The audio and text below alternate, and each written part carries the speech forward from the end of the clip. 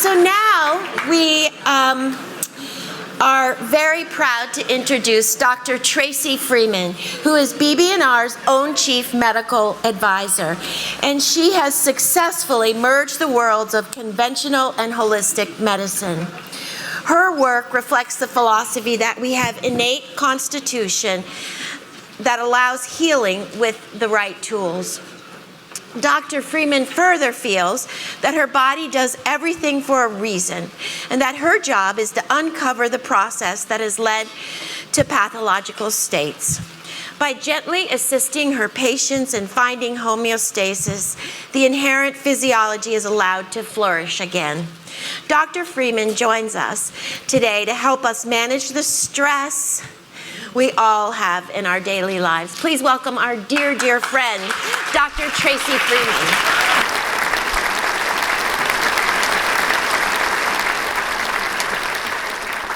Today I just wanted to talk about stress and anxiety and how tools we can use that you can use on your own without going to a doctor to say, oh, help me, I need a medication. Perhaps there are things that we can do in advance of that could slow that kind of bad cycle down some. So first I want to tell you about my philosophy. She kind of just said it when she introduced me, but really it's that we're all unique. We heard that this morning with Tammy. Every person is unique. That's not only in what you do or how you do it, but that's physically. We all are unique. Then it's like what I do is I work with each person to figure out what is going on underneath, how you landed there, how we can unravel everything for you. So that I visualize that as an onion. We just take one piece at a time, layer by layer, usually starting with the gut, to be honest with you. So when you look at anxiety, the things that cause it, stress is a biggie, right? Because we kind of end up living in the future. We're worried about the worst case scenario. Another possibility is adrenal glands. So the adrenals are the glands that do fight or flight, or that response that says survive, right? So signs of adrenal issues are that you are not sleeping well at night. The body is on high alert. It's very primitive. It'll say, you've got enough sleep to survive, wake up and be on high alert, like be ready for something coming into a primitive cave like a wild animal. The body hasn't advanced yet to figure out that we live in an incredibly prosperous time. We live in a time in which there's food on every single corner. There's, anything you want really is on demand at your fingertips, literally, but the body hasn't advanced that way. So it still thinks in terms of how do I survive? And even though it's doing it for your protection, after a while, if that keeps going on, it's very depleting and you can't really make it much further and you get stuck. So other issues are biochemical. We kind of heard this morning from Kristen about depression and food and sugar. So serotonin is pretty much the big mood hormone. It's kind of the big daddy. All the medications go after getting you more serotonin for the most part. But what it really leads you to is sugar cravings. So the body is trying to pick up your mood. It will say, sugar will get me there even just temporarily, even though it has bad after effects as well. So, and then she also talked about, kind of stole my thunder, the microbiome. We know that the gut actually determines your mood. So foundationally, most everything starts in the gut. So we're talking about your immune system. The serotonin, the hormone, the bulk of it is made in the gut. In that case, it's used to get your bowels moving forward. So sometimes constipation is a lack of serotonin. So it's about kind of finding balance and bringing the body into homeostasis, truly. And I think the mindfulness piece, again, we've talked about that a lot today, but it's absolutely true. If you're not living presently, then all you're thinking about is moments in the future that may or may not happen. I see women all the time, not men as much, but we're to-do list people, right? We're people who go, next, next, next. And that kind of mentality that we all do, myself included, is very much against your health because it doesn't allow you to take a moment to be in the moment. It only allows you to be thinking about what can I do next. And I think we also, in DC, live in an entire city that's all we do, is we're busybodies, right? We very much go, we very much do. We can't stop, we can't nap, we can't relax, I got places to be. Even the social calendar in this city is absurd. So it's kind of about making yourself a priority, and that'll help to bring you down and balance you. So when we do the workups for patients that have mood issues, and included also in many other patients too, we're looking for nutritional deficiencies. So the B vitamins very much are cofactors in all your neurohormones. So they allow you to kind of get from step A to step B in producing your neurohormones. So they're a low-hanging fruit. Certainly for a lot of people, the methylated vitamins that she talked about with the NTHFR gene can be life-saving. They have patients that have methylfolate. There's a prescription medical food called Deplin. It's a high-dose methylfolate that comes in like 7.5 milligrams and 15 milligrams. The RDA is 400 micrograms. So you see it's a very high dose, and that is shown to, even if you're on an antidepressant, to stabilize your mood. So antidepressants, you still do this, but if you've taken a methylfolate, you level out. So it's an easy way to stabilize your mood. Then thyroid. It used to be a time when I was in training a little bit ago that psychiatry wouldn't take a patient unless their thyroid was stable. Now it seems like no one cares if you're hypothyroid. It's so easy to just give out medicine that we do it preferentially. But the reality is if you're hypothyroid, that can lead to depression. So you really need to check into your thyroid. Then there's copper and zinc balance. Copper and zinc in the body should exist pretty much on a one-to-one basis. Sometimes, though, if copper outstrips zinc, if you have much more copper, and if you were going to get this drawn, it would be a serum copper and a plasma zinc. The serum copper, if it's very high, it helps dopamine in the brain convert to norepinephrine. So norepinephrine is that fight or flight hormone. It's the one that says go, just panic. So if you bring up the zinc, that in turn brings down the copper. They work together. And then that'll slow that process down and take not all people, but some people out of fight or flight.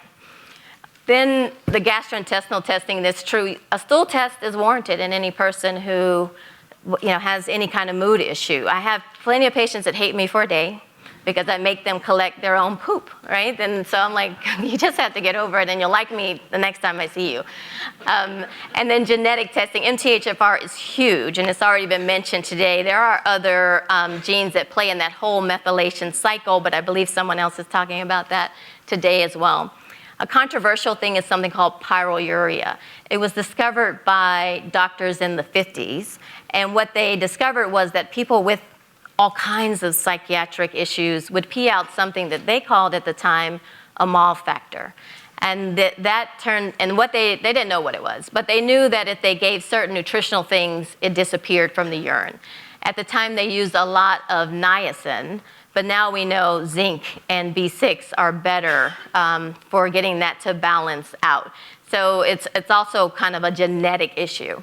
So hormones, I don't think I had to tell very many women here and the impact of hormones on your mood, right? So you can sense it, it's an out-of-body experience, you're very much well aware that, where did that come from? That's not me, and yet it is you, right? Because you're out of balance. So estrogen is kind of the hormone that makes you go, I'm gonna kill somebody, right? Like that hormone. And so it also, progesterone is the balancer of estrogen. And progesterone, when it's low, impacts mood. Too much, you're sleepy. Like where you are when you were first pregnant. When you could sleep all day long, that's progesterone. Progestation is that hormone. And adrenal testing, again, trying to see where you are. The worst case scenario I have with patients are patients who are tired all day. If I check their adrenal hormones all day, low, midnight, bam, up. And then they can't get back down until it's time to go to work. right? And then they're exhausted all day long. So that's someone whose body is just all off, completely upside down. We're meant to rise with the sun and kind of come down until bedtime. So if you are flipped, it's the most miserable situation. It's equally, I think, as miserable to peak at 2 a.m. and then you can't settle back down. That's horrifying because you can't, it's not enough to rejuvenate, but that's all adrenal. So if you see someone on a lesser level who you do well in the morning and then 2 p.m., that's it. I'm done for the day. I feel just like I do at 10 p.m. I could be tucked in. Classically adrenal. Classically someone who lives, whose body can't deal with the stress. They've taken on too much for their physical body. And then the interesting thing, I think, is cytokines. Those are inflammation markers. So we know for sure now that inflammation leads to mood issues as well. So if you control your inflammation, which I look at as a fire in the body that we need to put out. So if we can figure out markers for inflammation, there's some we can get in the blood. Cytokine testing at the moment is private lab and expensive, but there are plenty of inflammation markers we can get through basic labs. We can control a lot. We can put out the fire and make it so that you are more in balance and that your brain get a chance to do what it's designed to do. It'll help you a lot. It shows that we're all connected, that the brain and the body are one thing. All right, so these are my little tricks that I wanted to share with you today. So the thing, even if I were to drug you conventionally with medication, you would walk a line between being calm and asleep. It is very easy to take someone down in which they are calm, but then they're barely awake. So it's like, no, you don't have anxiety anymore, but you are a zombie. So what's the point of that? That's not the point of life. So my favorite for non-sedating is Inositol. That is a version of niacin, one that they used in the 50s, like I was talking about with the Pyro Urea in the mauve factor. It is non-sedating, calming version of niacin. I use it a lot in the children, especially because they're hyper these days a lot more. It calms them down without any side effect. And the dose, though, is higher than average. So the dose, you need a powder, a scooper one. It's between 3 and 6 grams, not milligrams, grams, up to 3 times a day. So we're talking a max dose of 18 grams a day to pull you out of anxiety, and you can play with that dose. You'll pee out what you don't need. B vitamins are water soluble. They come on out, so you'll be okay. At 6 grams, 3 times a day, it's been shown also to treat OCD. So a lot of people with OCD have anxiety as well, so it's a good 2-for-1 for them. And then the next one is L-theanine. That's from amino acid from green tea. There's never been a dose that's been found to be too much, but on average, people need about 200 to 400 milligrams a day. And you can honestly take these all together. Homeopathy is something people don't really think about very often.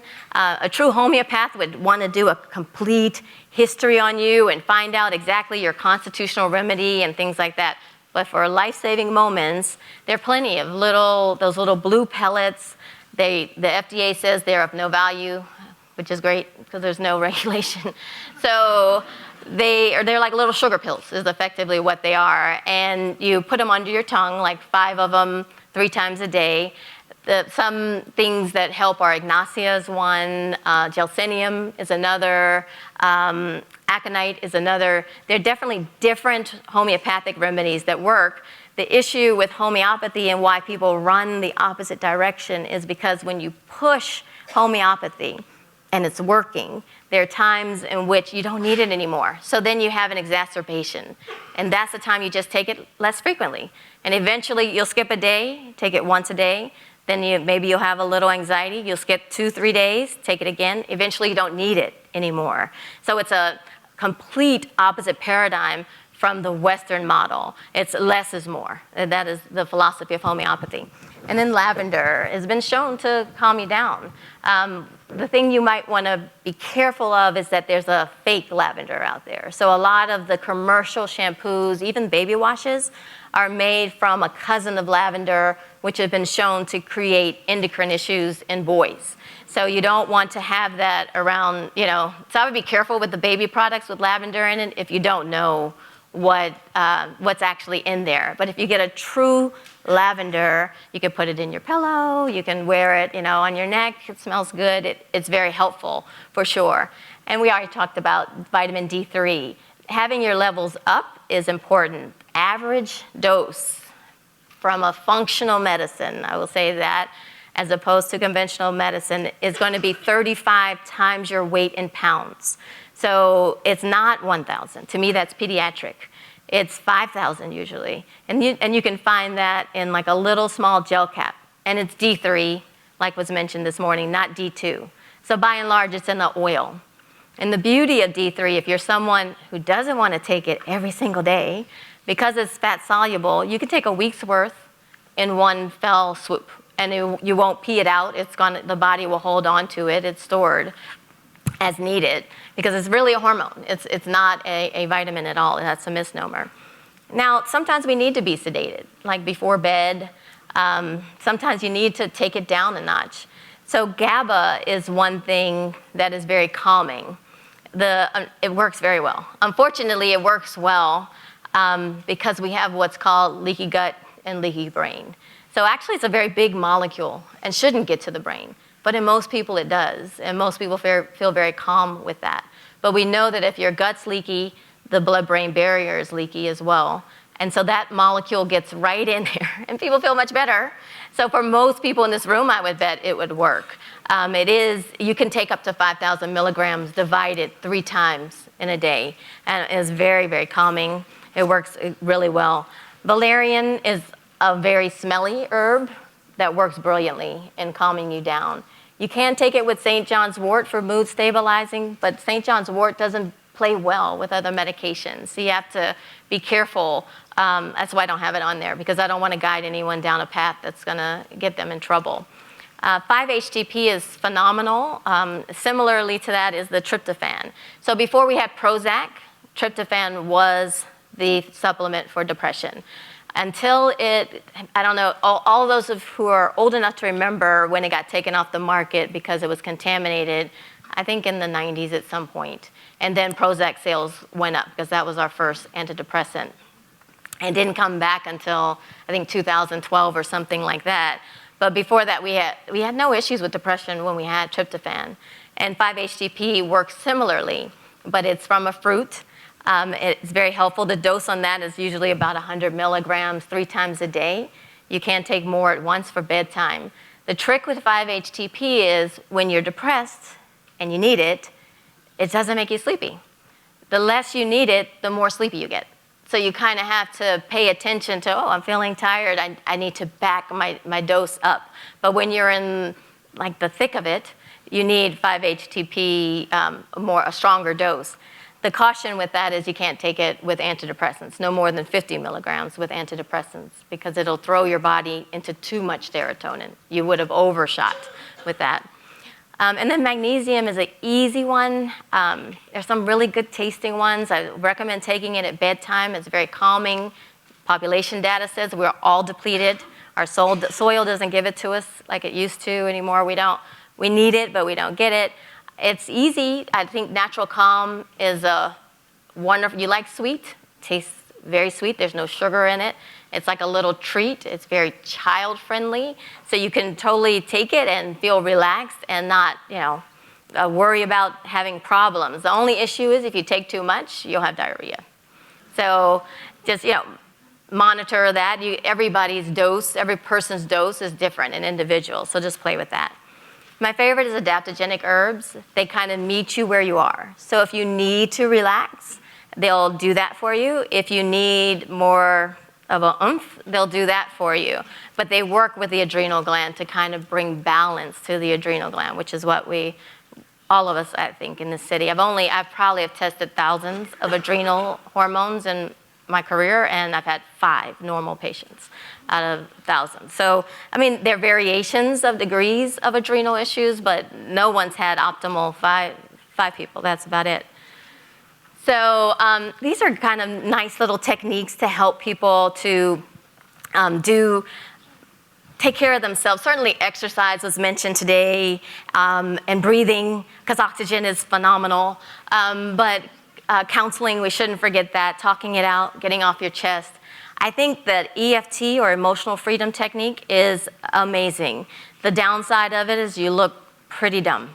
So once you get past that, it's phenomenal. I had a patient whose home was broken into, and she was like living alone. She's in her 60s and just hysterical, feeling like she's been violated, she wasn't gonna make it. And I said, go to YouTube, look this up, this emotional freedom technique, do it, and then see what happens. And I saw her in the hall later, and she's just like, I can't believe that worked. And I'm like, yeah, it works. It definitely works. And my sister did it, because I told her to. And she said that something that bothered her for 8 years no longer bothers her anymore.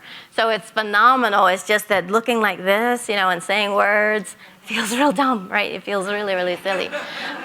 So then there's neurofeedback. I don't know if you've seen neurofeedback, but it's where they put wires on your head, like sticky things on your head, and you're watching a screen on there, and you're watching a movie, and when you're not focused, it goes down, and when you're focused, it goes back up.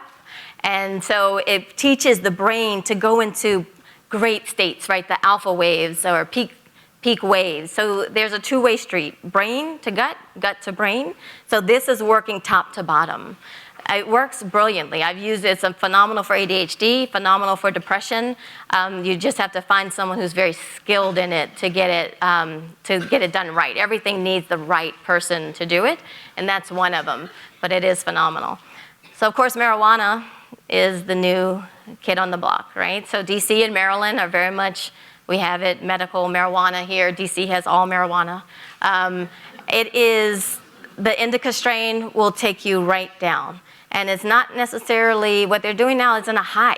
It's more let me just relax. You just feel overall a little euphoric. And I say that because I did try it. So it is calming, all right? So it is calming, but it's not a high. And then the EMDR looks like the silliest thing too. It's where you wear these colored glasses and someone stands over you and moves their hand and you have to do these eye movements this way, over, across, and it works. So there are people, I don't do it, but there are people who do it, and it can move you along from something traumatic in your life, right? So the hardest part for the body is to be blindsided, right? The death of a relative, something crazy happens in your life. Something like EMDR will rescue you from that. And then mindfulness again. And then the thing that's hot now is ketamine. So I don't know how many of you were here last year when the gentleman who had one limb spoke. And he said, he was a great motivational speaker, but he quietly said, after I woke up from my ketamine coma, ... I went on and did all these great things. I was like, you need to tell them what that is, because that's no small feat. Ketamine is the very old anesthetic, and we know it's resetting the brain. They discovered it by kids using it as a street drug. And one psychiatrist was like, oh, they don't need their antidepressants anymore. Let me research this thing they're getting high on. And sure enough, there are people who are going from being suicidal to normal just with this anesthetic. NPR did a whole show on it. I'm sure you can find it on their website. Also, one patient who had a son that was born, she adopted a child with a brain tumor. He was born with it. And he didn't realize he had a problem until he was 12 years old. He realized nobody else goes to the doctor like I go to the doctor. And so at the time, it wasn't readily available, and she flew him to New Mexico. He got one dose. He slept for 16 hours. He woke up and is just like, I feel so much better. So we don't exactly know how it works, but all we know is it resets the brain. It's being looked at for anxiety, depression, post-traumatic stress disorder. They're doing it in autism, Alzheimer's, all things. So it's a great thing to look into. There's controversy on psychiatrists doing it versus anesthesiologists. I would say if you get it IV, you want an anesthesiologist, right? Because that's what they do. If things go left, you want someone who knows how to respond. There is a nasal. I don't know that we have the data on the nasal as much. And so I think that's it for today.